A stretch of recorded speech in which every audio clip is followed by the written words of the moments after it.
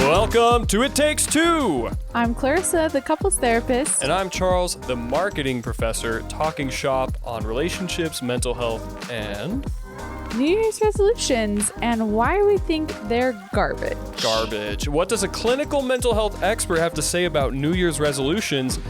It may not be what you expect. We'll touch on an NBA champion's dating life, absurdism, and the potential negative impact of striving to be a, quote, good person. Guys, this episode is a good one. Yeesh.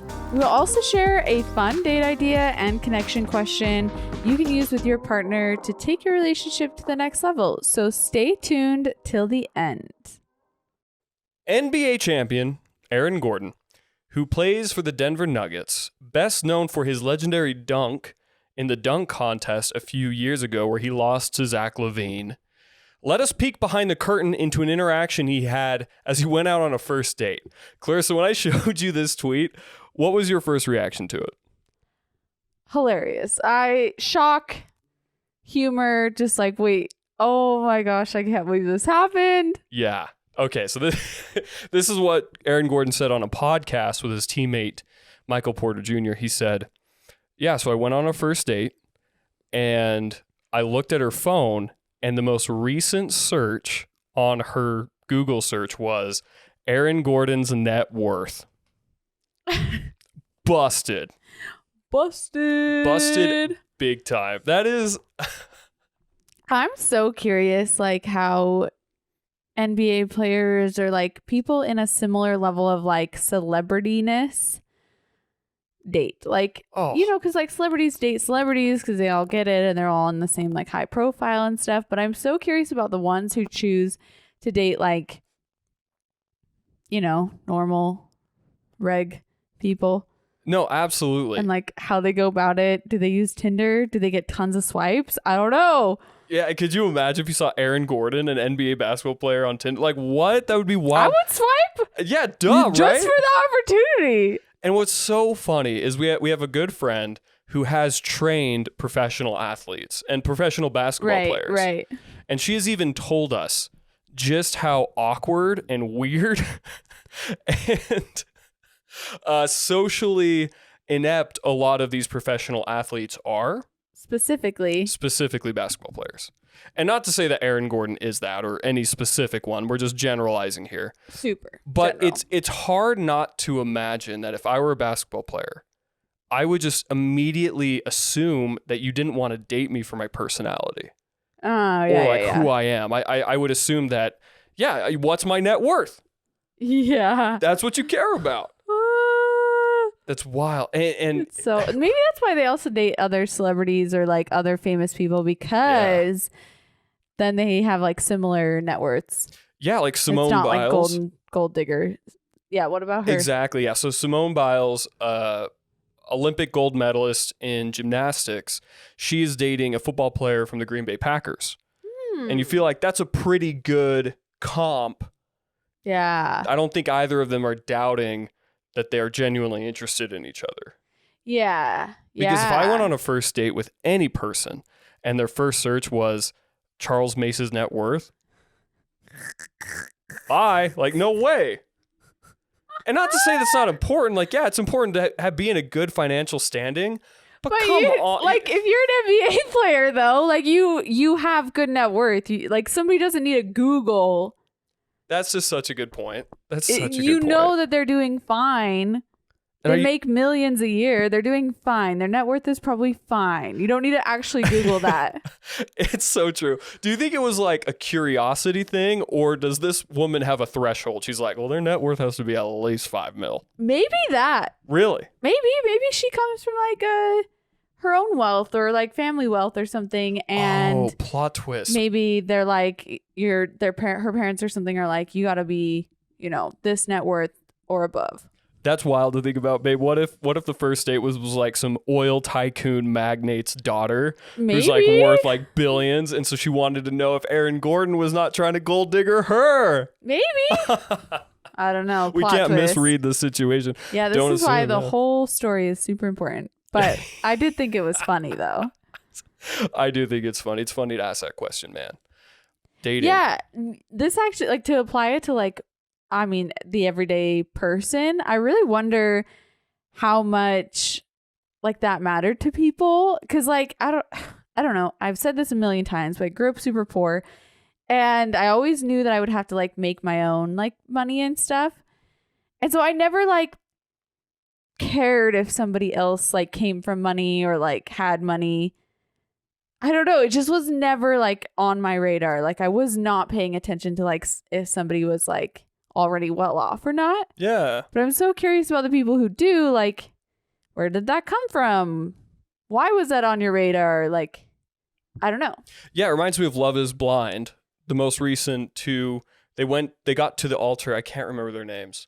The bald guy and the blonde girl. Oh my gosh. Yes. Izzy. Izzy. And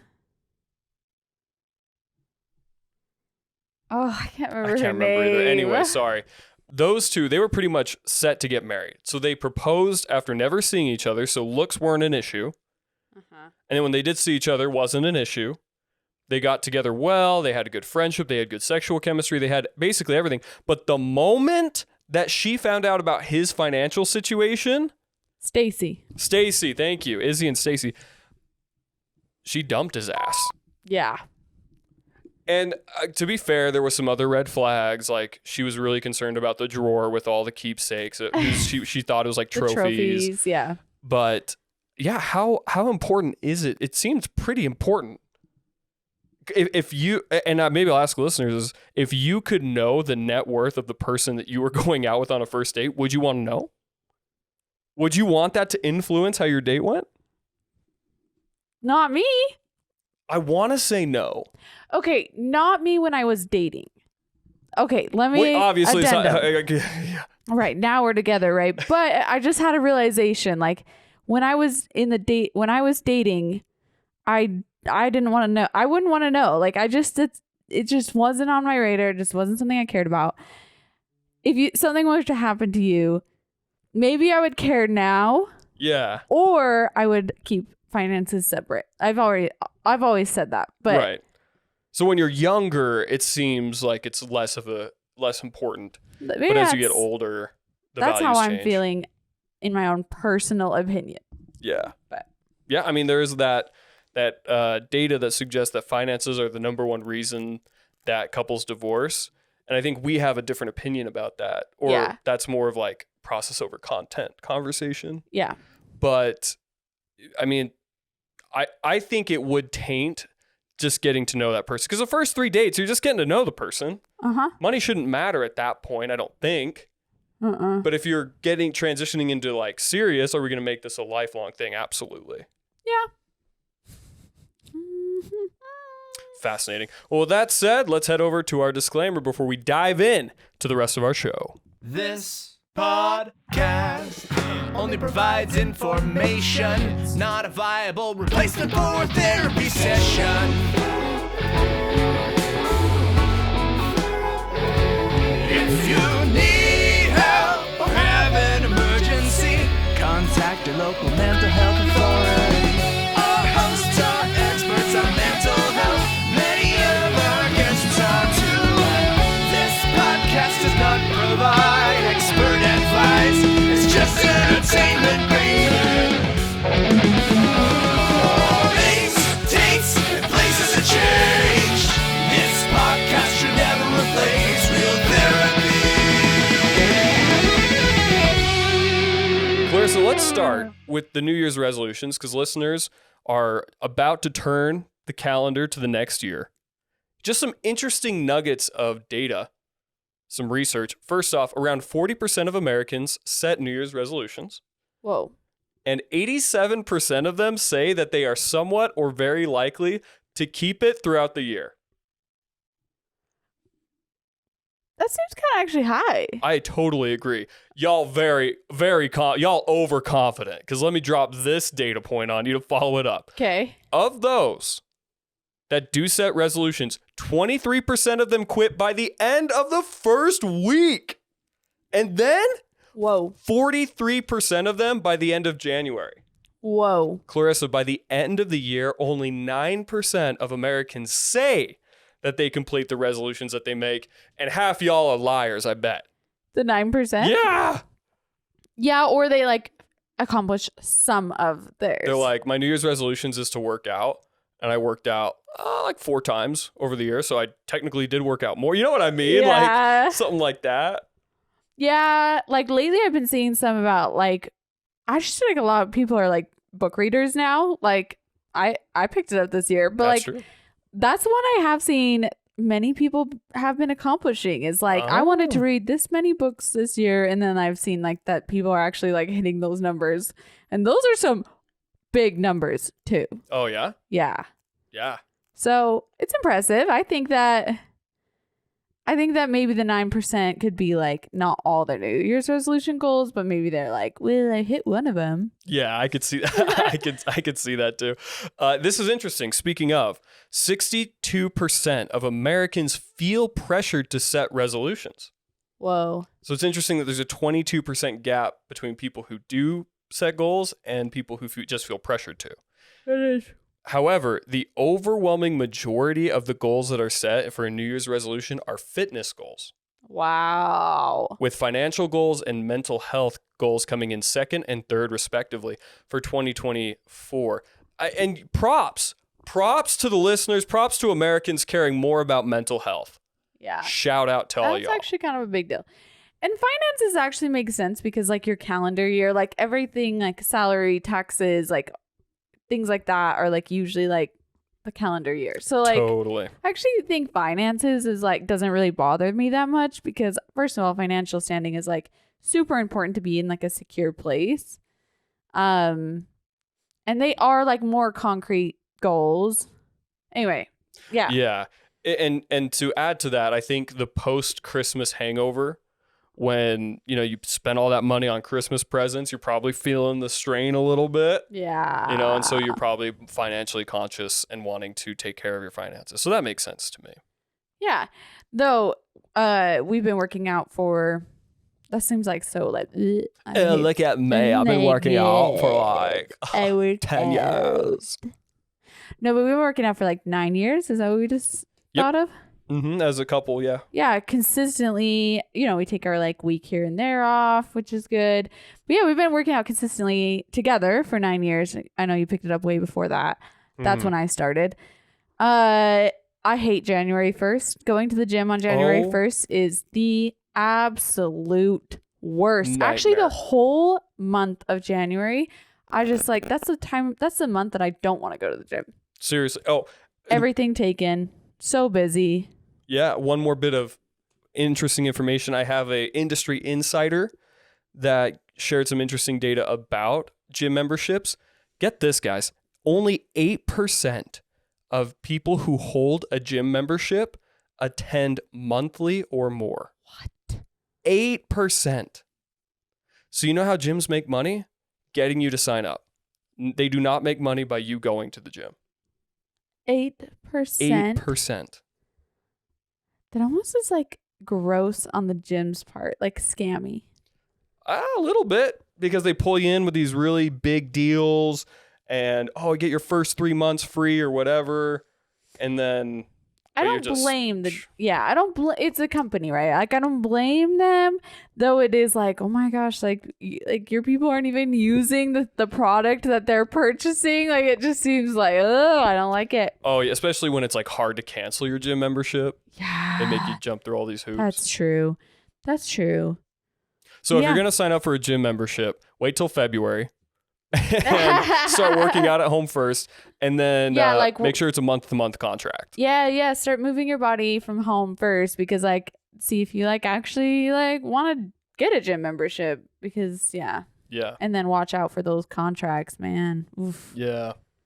So I know some audience members are probably going to ask, like, how have you been working out consistently for 9 years? And we're going to get into that Are we? Yeah, I think it's going to touch naturally on this topic of what you believe as a mental health clinical expert, why New Year's resolutions are only completed by 9% of people who set them, and why we also feel so shitty when we don't reach our New Year's resolutions. Okay.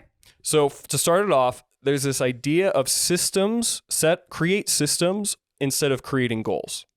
And it was popularized by James Clear in his book, Atomic Habits. Phenomenal read, yeah. Phenomenal book.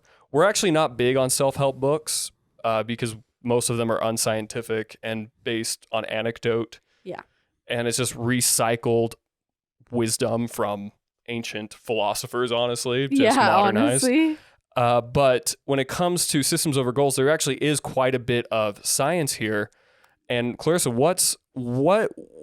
just answer that question. Why don't goals work? And then why are systems so much more effective? Well, if you tie in your like habits to systems or like routines that are already going on in your world, then it does probably increase like your likelihood to accomplish them and do them. Though in general, like the idea of goals, the thing that like is just so negative for people's mental health is it's like you're trying to reach this destination and you don't feel good enough until you get there. And it's all about like perfection, like this perfection to get to this goal. And then, okay, first of all, what happens if you actually are perfect and you get there and then you don't actually feel that good because it's not that grand or like exciting to like hit this arbitrary number. But then also like what happens when you aren't perfect and you inevitably don't do the things. And so I do not like the whole rhetoric of like resolutions and goals in the sense of like, I will feel better when I hit this. I like the focus being more on the present moment or the journey, you could say. So if you are wanting to like accomplish, let's say, working out or things like that, if you focus more on like what's in my control today or like moment to moment experiencing and enjoying the process of trying to become better, then I think that that's such a better mindset for you mentally. But I also think it's really something that I wanted to bring up too is the whole idea behind ADHD. I maybe mentioned it in our relaunch episode, but I might not have. But the thing behind it is persistency versus consistency. That for ADHD is really hard to be consistent, like every day doing something. So the reframe is to focus more on being persistent in the sense of no matter if you don't do something every day, but you still persistently try, then that's like great. Yeah. Lovely. That should be the focus. And what's interesting about that is that the consistency becomes a byproduct of the persistency. Well, then also if you aren't consistent, but you're not shitting on yourself about it because you're like, well, that's not the focus. This focus is just to be persistent on trying.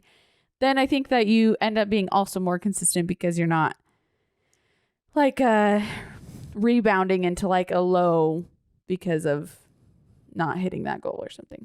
Absolutely. I think of this mobility training that my friend Josh purchased, and he gave me and a few other friends access to it.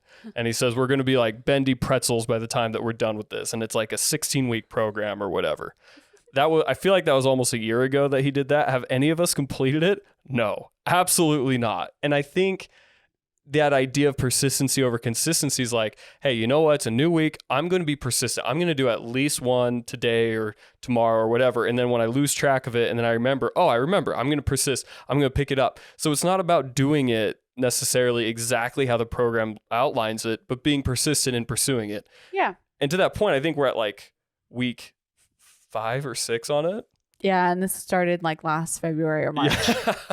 So, but I don't feel bad about it. And that's what's nice, right? Is like, you don't shit on yourself is the way that you describe it. But so many people do, they set up this 30-day workout program and they miss a day because they don't feel good, or they have a poor mental health day, or their kid got sick and so they had to take care of their kid and so they missed it, and they're like, oh well, now I have to make up 2, and that, like you said, perfectionism. Something's gonna happen. Yeah, sorry, go ahead. No, you're great, but yeah, like that perfectionism really hinders your ability to be persistent or be consistent. And if you're not focused on persistency, then you're not only not going to complete your resolution, you're going to feel worse about yourself, which does have a negative impact on your mental health.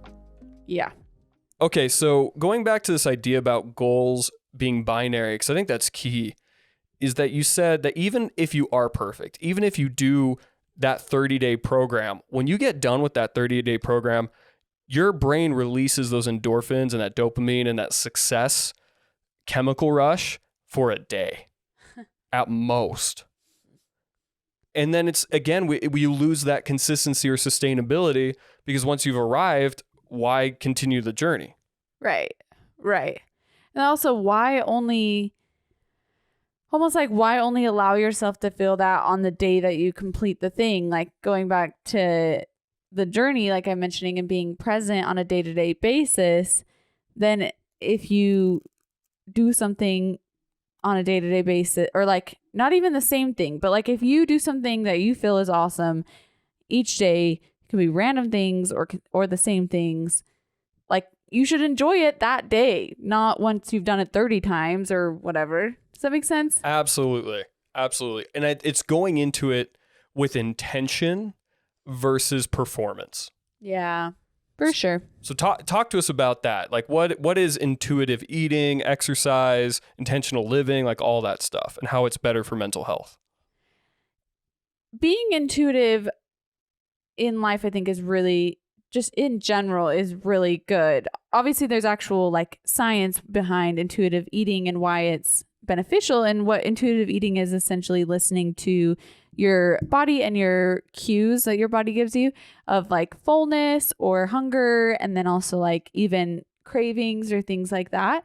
And then doing it all like balanced, but then also like it kind of includes trusting your body in the sense of, if you were to drink, let me think. If you were to have like a really sugary soda and then a really sugary dessert and then something else with sugar, and then you were going to have like a really cheesy burrito or something, like likely your stomach isn't going to feel awesome, or like maybe you'll get a headache or something like that. And so it's listening to those cues of like, I don't really feel good when I have something to this extent, but like having a balance and a well-rounded amount of nutrition and things does feel good. And so I'm going to listen to my body with that. Yeah. And it's a lot less shame focused. Like if you want to drink more water, you should do it because you enjoy the way that it makes your body feel, not because you feel like you have to or should. Yes. Like you should listen to your body cues of like, I actually feel, when I'm well hydrated, I just feel really good. And you should listen to that. Love that. And then to take that into like life in general, it's like, you don't feel great when you don't get a lot of sleep. Like, yeah. But then like at the end of the night, you're like, I want to stay up. Like this is one of our biggest issues. Like we just do not, we get enough sleep, but like sometimes we're really good at waking up on time and like going to bed on time. But then sometimes we just totally mess up our whole routine, and it generally has an effect on like the next day, and it makes us feel less good the next day and like disorganized, and we can't fit in all the things because we didn't wake up early enough. And then at the end of the day, we're too tired to do the things that we should have done this morning. And so I feel like to use intuitive lifestyle with that is it's to be able to the night before realize like, okay, it's 10:30. I like going to bed around 10:30. It feels good. I like the way I feel the next day. And then trying to listen to that intuitive feeling. Yes. And we are so terrible at being consistent with this. I know, it's bad. And it's so frustrating because we have both identified in our life and our routine that just getting good sleep and being consistent when we go to bed and wake up has a massive impact on how we feel, how productive we are, like you said, but also just, it's funny because you say like intuitively, we do feel that. I remember like one time we woke up at 6:30 We're being persistent. We're trying to get back on the horse, so to speak. And we woke up at 6:30 and we're like, wow, I feel amazing after the grog, right? Like you get up, like you wash your face. And then as we started working, is like 7:15 or something. I'm like, man, I feel amazing. Like this feels so good. We should do this every day. And then it's like 11 a.m. and we're like, wow, today's been so long. We've had so much day. And it's like, well, duh, because we didn't wake up 2 hours ago. Absolutely. But even though we intuitively know that, we've experienced it, we still struggle with it. Yeah, it's hard. It's just hard because like you give in to that like feeling of like, oh, it's just like, I just want to be up forever. And it's hard to have that. I get caught in that doom scroll, man. I just doom scroll and it's just fun, and the memes, it's just such a fun way to decompress, but it's just hard to limit myself with that. Yeah. I think it's hard to have a full picture of like, the whole picture when it's like 11 p.m. midnight. Like it's hard to like think big, I guess, and think like overall. Yeah. It's just rough. But I think like in general, something that we still do is like, we just keep trying. We just keep being persistent. It's something that we have talked about our whole marriage. Like I can think of memories within like our first year of marriage of having the same discussions, and we just keep doing it. And it's not about like, oh, one day we are definitely going to have this on lock and we're going to be perfect and that's when we'll be happy. It's like, nope, this is something that we know we feel good doing and we're going to keep trying. And it's just part of like what matters to us, and we'll keep putting effort. But if we don't get there, like we're never going to not like, I don't know, like our life, I guess, because of it. Yeah. And that's such a tricky thing to do is first off, if you have struggled to do something for over 9 years, you're not alone. Like we are with you. Like we have struggled to be consistent with this for 9 years. Yeah. And even though we mentioned before, like we have been consistent at exercising for 9 years, there's like that has been really challenging and hard. But I think the reason why we've been successful at it through our persistence, because especially for you, just to peek behind the curtain, the first 2 years of your exercise was just rehabilitation. Right. You had knee surgery. Bad injury. And you hadn't rehabbed it through PT with enough time because, first off, you were unfortunately pretty broke.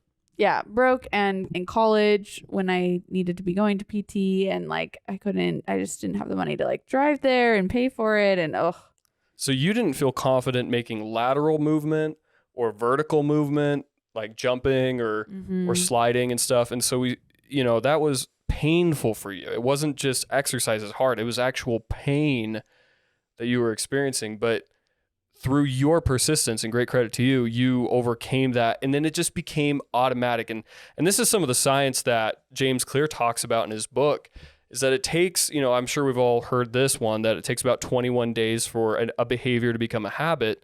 But really, it doesn't feel automatic until about 60 days. And so it takes additional willpower and discipline and persistence until that 60 to 90 days. But once you have, I'm telling you, and I can almost promise you that if you exercise regularly, 3 to 4 days a week, 5 days a week, that if you do that persistently for 60 to 90 days, and it will become intuitive to you. This is the answer. Charles, Clarissa, how have you been consistent or persistent for 9-10 years exercising? Because I feel like shit if I don't. I get migraines. My body aches. I feel terrible. And so the punishment at this point is worse to not exercise. And that's a great place to be. Yeah, but it's just really intuitive. But also it doesn't mean that you don't take it at least like a few times a month. There's like times where you don't but your example here, like you're not perfect about it. Like you don't work out. No way. If you were to work out 6 days a week or something, there's at least 3 times a month where you didn't work out on a day that you said that you were going to. Absolutely. Because like life or busyness or just like didn't feel good, you're sick, like just so many things. So like you also don't like, I don't know, again, you don't like get upset with yourself if you don't. It's just like you just know that it feels better. Yeah. And so those days that I miss, it's usually like 3 or 4 days, or like when we get sick, like we had COVID for 2 weeks and we couldn't work out then. But then like once you started feeling up to it, my body was just telling me, it's like, hey, like let's get moving. Yeah. Though I will say there was this one time where we did go to bed and wake up at like a pretty early time, like both ways, for like 60 to 90 days. I can't remember how long it was, but I know it was like 60 to 90 days. And then we went on vacation. Yep. Do you remember this? I do. I know exactly. We woke up at 5 a.m. It was early on in our marriage. Yeah. And we were killing it. Yep. We were. And it's been all downhill since then. No. I'm teasing. It was 5 or 6 a.m. I can't remember. And we did it for like 60 to 90 days. And I remember we recorded it. We were like vigilant. And then we went on spring break to Arizona and never got back on the horse. And I'm not even going to get into it because there's like some marital like discord that happened. But well, I mean, that's fair too, because I think there are some relationship stresses that can happen based on these New Year's resolutions. Yeah. And what's tricky about that is the evidence suggests that when you have an accountability partner, you're significantly more likely to be persistent and consistent. However, that can create but that tons of creates so strain. many variables too, like Yeah. uncertainties and variables. So, oof. And again, to that point, I think one of the reasons why I've been pretty good at working out persistently is because we don't hold each other accountable in the sense of like, well, hey, did you work out today? Yeah. We just do it together. I guess that's the best thing we could suggest is just do stuff together, and you're more motivated to do it if you do it together. But it's not like, hey, you didn't. Blah, blah, blah, blah. Yeah, but there's risk in that way. But there is something that like just keeps popping into my head that we kind of talked about recently is like, I know a lot of clients and I will be talking about different types of goals or things, and I will introduce this idea of like, what if you just like stop focusing so much on it and you just do it like more intuitively, or you just like remove the expectation to do something.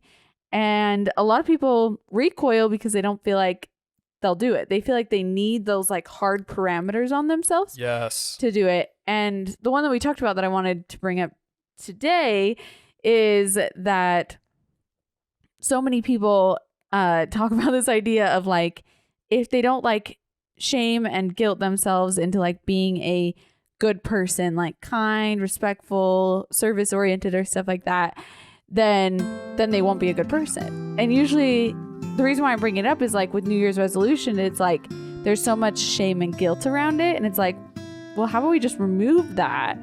And I can sense that some people will be like, but then I'm not going to do it. And it's like, I don't actually think that. I think that like if you trust yourself and are intuitive with yourself, that you will intuitively guide yourself to do the things that align with your values in a way.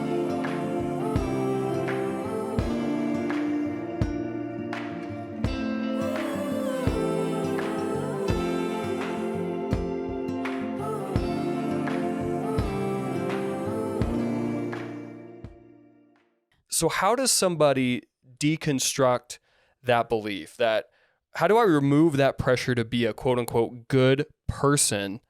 Because I think that's just so deeply ingrained in us. First, you have to adopt the narrative that we're saying of like, you don't need these hard parameters on yourself to then like be or accomplish the thing that you want. Like I worry about like dipping into like talking about this type of stuff, like New Year's resolutions or like being a good person or being like growth oriented, because it's not like I'm saying like be a piece of shit or like don't try or don't grow. And a lot of people think that when I say like New Year's resolutions are garbage and you should throw them away, that they think that I'm saying that like you shouldn't try. But it's like, well, if you looked at my life, like you wouldn't think that. Like I give a shit about my life and I put a lot of effort into things, but I also don't shame myself into doing that. And when I work with clients and like in the clinical setting, it's like removing that shame and guilt and just allowing people to exist as they are and be human. I think you'll find that so much of your authentic self really is a quote unquote good person or cares about growth or like cares about certain things. Absolutely. I think and this is the doctrine of Charles. I don't have data to back this up, though I bet I could find some that I could fit this narrative. But it is that human beings inherently are deeply curious. We're explorers. We're ambitious. We want to secure a greater future for ourselves and for our children and our posterity. I think those are just naturally built-in, hardwired parts of our DNA. Nearly biology, basically. Yes, it is. We are biologically wired to be quote unquote successful. Because that means like survivability and. Yes. Yeah. Yeah. And that's what's so disheartening and sad about a lot of the rhetoric surrounding New Year's resolutions and being a good person is because when we have mental health challenges, when we're struggling with our self-perception, self-esteem, self-efficacy, whatever it might be, we're really further stunting that ability to tap into that natural drive that we have to learn, explore, grow, connect, build. And it's so challenging to convince somebody of that if you let yourself be quote unquote lazy, eventually once you are rested, you will feel a drive to take action. Yeah.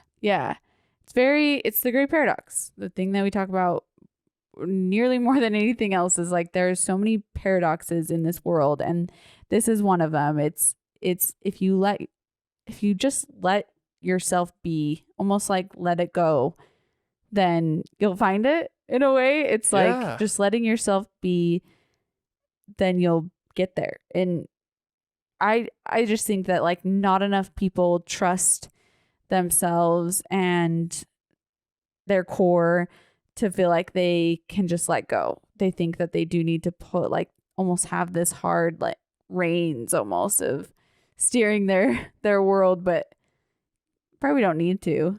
Yeah, and there are some examples that we can pull on immediately. How much dating advice have we heard or given or whatever of saying, stop trying so hard to get married, just date to like meet people and have fun, and then they get married once they adopt that mindset, like super quick after. Yep. They find that person. Yep. Or stop trying so hard to be liked or like fit in, because if you just are authentic, then people naturally like you.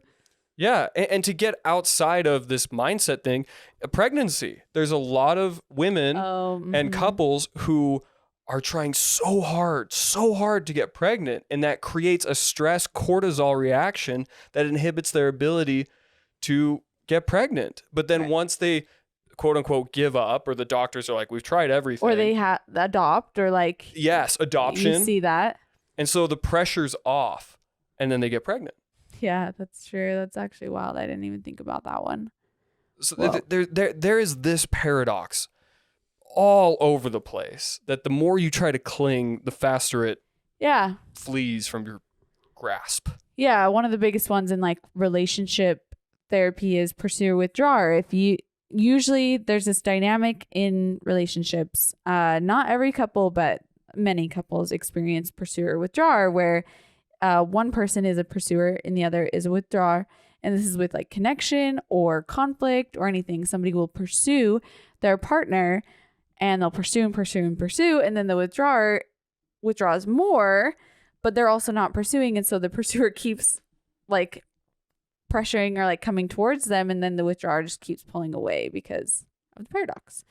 And so usually the like application of that is, if you're the pursuer, you need to calm yourself, regulate yourself, and kind of like let go of some things and allow your partner who's the withdrawer to challenge themselves to pursue you and to like put in that effort. So that's another, a great example. And so when we put our New Year's resolutions through that lens, don't vice grip. Just have an intention. Yep. And being persistent with that intention, and be okay if it doesn't work out the way you expected. Yep. I love that. We've got one more topic before we wrap up today. But before we do, let's take a quick break. All right, so final topic, a little bit of a personal anecdote tied into some philosophy. I'm just going to smash the nerd alert button right now. Wop, wop. This is a major nerd alert. But I'm very existential. I go through like quarterly existential crises. If you're a friend of mine, you're laughing and, nodding your head because like, yeah, this has happened my entire life. When I was hyper religious, when I was faith transitioning, now wherever the hell I'm at, I don't even know. I just constantly go through this. And I also experience cyclical depression, which is where we don't really know what the triggers are for it. It's not environmentally induced most of the time. It's not like something bad happens and then I trigger a depression. It's just something that happens every 3 or 4 months.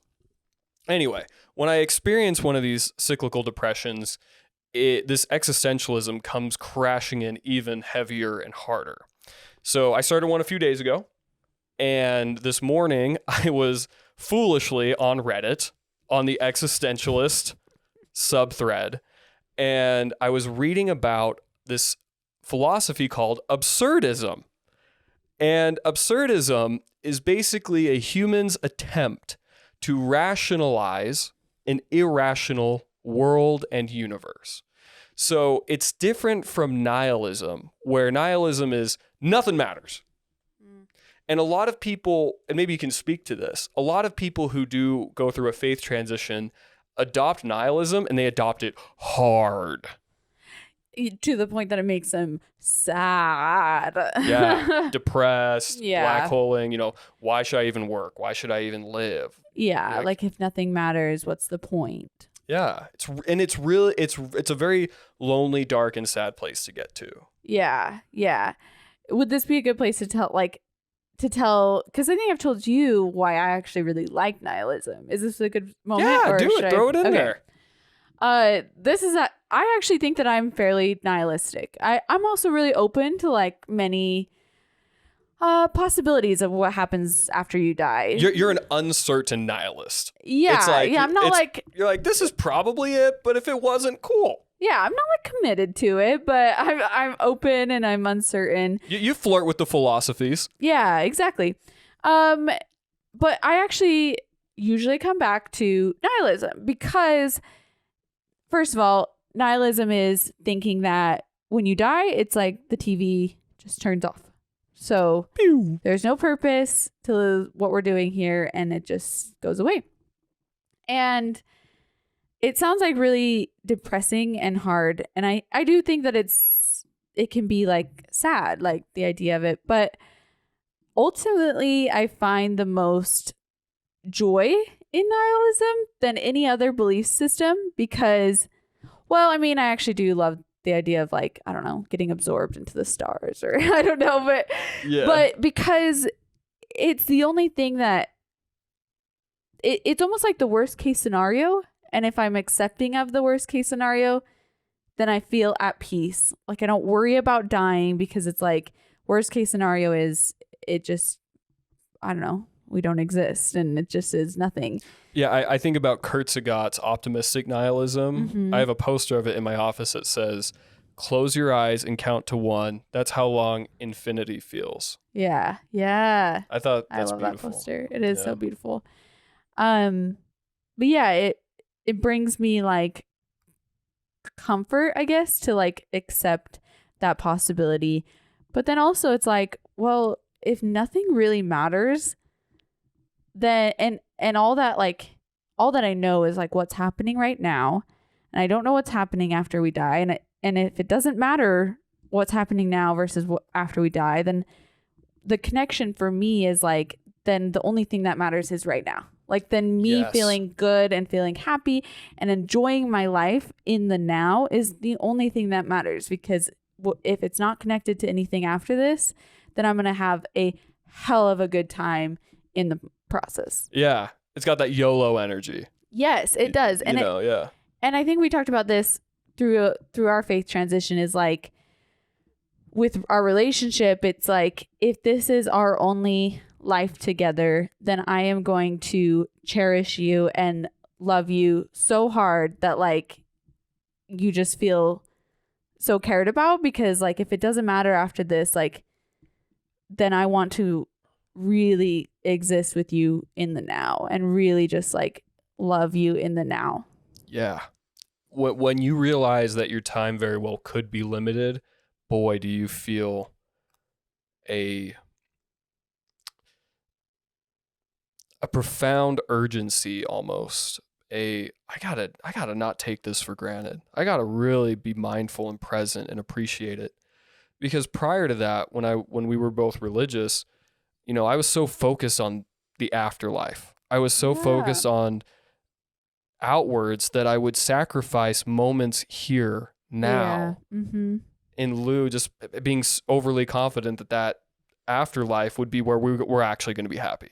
Yeah, and like being harder on yourself or things like that for this potential of after versus really just living now. Yeah. No matter the after. Right. And to be fair and to be honest, the hardest part of my faith transition was coming to terms with that idea. Mm-hmm. It's so hard to imagine just never seeing you again. Like, that's really hard. And it makes sense to me why religion is so meaningful and deep and profound and helpful for people.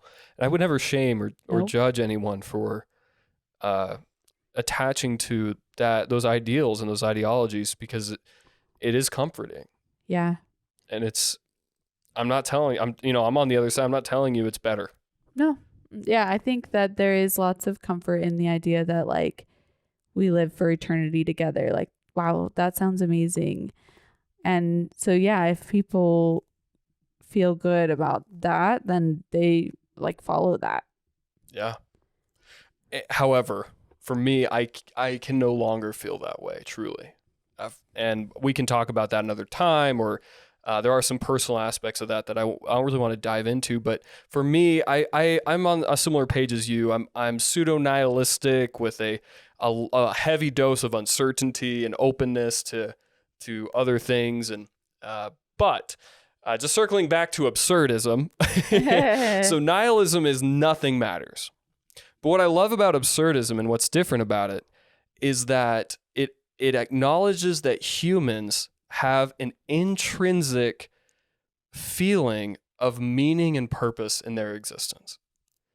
And even though the world and the universe, so for example, if you're nihilistic or you're observationalist or whatever, basically the idea is you die, the lights go out, and humanity is eventually going to be destroyed by the sun, supernovaing, and then the universe as a whole will eventually just become heat death, entropy, you know, it's just darkness after trillions of years, and literally nothing has purpose or meaning.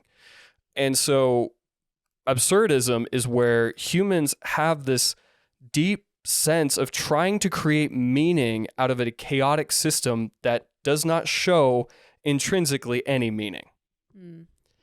And the way that the best description I heard of it while I was going through this thread was, I'm just going to pull it up here. Imagine you're playing a game where the rules constantly change and don't make much sense. Absurdism is like realizing the game might not have a clear goal or purpose, but you keep playing it and try to make sense of it despite your suspicions and reasoning that it all seems arbitrary or pointless. I love it. Yeah. I just connected so well to that. That does really feel like life. Yeah. Just like, wait, what? Like, what are we doing? you're told to do one thing, and then you do that thing, and the outcome is not what you were told it was going to be. Right. Because you can't control everything, and there's so much uncertainty and Absolutely. Like the one I think about is millennials buying houses, right? We were taught that you get good grades, you go to college, you graduate, you can afford a house. Right. And you'll be happy. Right. Nope. Another one I think of, just because of like where we live and circumstantially, is like the amount of women that come into therapy and they've been this traditional woman, like stay home with the kids, raise the kids, clean the house, cook, etc. And they're miserable. Yeah. They literally, like, they hate what they're doing. They love their kids. They love their like things about it, but they just like feel depressed. And so then it's like, but wait, the rule said that you did the exact thing that you were supposed to do. Like, high five, you did it. I'm not a better woman. I did not follow the rules, the quote unquote rules. Like, I went and rebelled, and you followed the rules, and like, you're unhappy. What? Yeah. So does that mean the rule doesn't matter? And this leads me to what I thought of when I read this, and I love that point. I think that's excellent. Is that children, when they play, the definition of play for children is children create an arbitrary goal or objective, and then they create a whole bunch of rules to get there that are based on nothing but randomness that they just come up in their mind. But they all have consensus. They all agree on that. Yeah. Yeah. I mean, have you ever been like an adult, or like, I mean, this happened when you were a kid too, but like, I don't know if you've ever played with like nieces and nephews or something, and you like do something, and then they're like, that's not what we're doing. And it's like, oh, whoa, sorry, I didn't realize there was like a structure here. Yeah, like round Legos are only allowed on the green Legos. You know what I mean? Like something like that. And you're like, oh, okay. And like you start buying in. And you start playing their game towards their objective, even though it seems random and chaotic and absurd. And what's interesting is that it doesn't end there. Play has an evolution to the rules and an evolution for the goals and objective. And that's how children are defining play. And play is so important for a kid's development. Yeah. Because it teaches them so much, resilience and creativity and problem solving and socializing and like all these different things. But none of those outcomes are connected to the rules or the objective. Think about this. You're playing The Floor is Lava. Okay. And there's a group of kids who are trying to get from the living room to the kitchen, but there's too big of a chasm to traverse. And so the kids will create a new rule of putting blankets on the ground, on the lava. And then they'll say, oh, well, the blanket will protect you from the lava. So then they jump on there and they're moving around. But then after like 5 minutes of that, that's too easy. Because now you just have a portable lava navigator. So they'll actually create a rule to make it harder on themselves, to make it more challenging, to make it more fun. And so then they'll say, okay, well, you can only be on the blanket for 1 second. And then once they've done that enough, the game will evolve and change. And so when I thought of that, I'm like, dude, as adults, that's all we're freaking doing. That is all we're freaking doing. Like we literally just create these very arbitrary measures of success, these goals and posts and ideals that, oh, you will be happy then, you will succeed when, blah, blah, blah, blah. But as we've experienced, and if you just look at the world and how much those values and ideals and society changes and evolves, it's all bullshit. Yeah. It's literally just like, we're all just making it up as we go. Honestly. But what was profound to me in that realization was, you know what? Like, even if I know that the rules of the game and the objectives of the game are meaningless and pointless, it's still fun. The kids still enjoy doing it, even though they know there's no reward at the end of surviving The Floor is Lava. They have fun. And so that was really comforting to me in realizing, you know what? I might not know the purpose of the universe or the meaning of life or any of those cosmic questions. And I might be creating my own rules and objectives within that. But as long as I'm the one who agrees to, I'm part of the consensus to that, and I'm enjoying those things, man, I just gotta have fun. I just gotta play like a kid. Yeah. And when something's not working, when you're not having fun, change a rule. Change an ideal, change the structure of something. Kids do it. Experiment. Yeah. Get curious. What else can I do? Yeah. I mean, kids change on the flip of a dime or whatever the expression is. Like, I need to be more willing to do that. So that absurdism I thought was such a great way to tie everything that we've been talking about together.